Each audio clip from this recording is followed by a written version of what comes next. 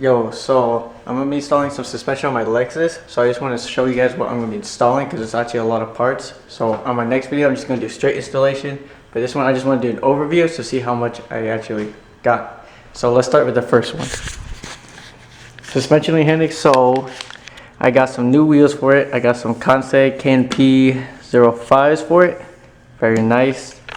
The specs are in. This is gonna be one take. So I also have a rebuilt, or actually remanufactured rack and pinion, along with some battle version solid rack and pinion bushings on both sides.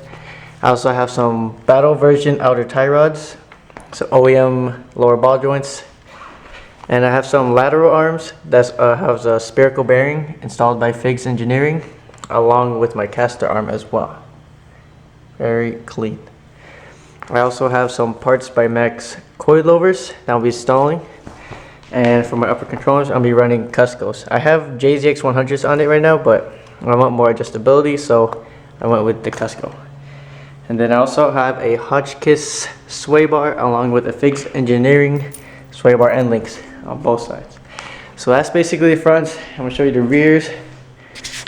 So I have a battle version traction link, I think it's called, toe links, and then their rear upper control arms, and then parts by Max coilovers as well, Hotchkiss sway bar and end links, and then I also have a Figs Engineering lower control arm with a spherical bearings on the end.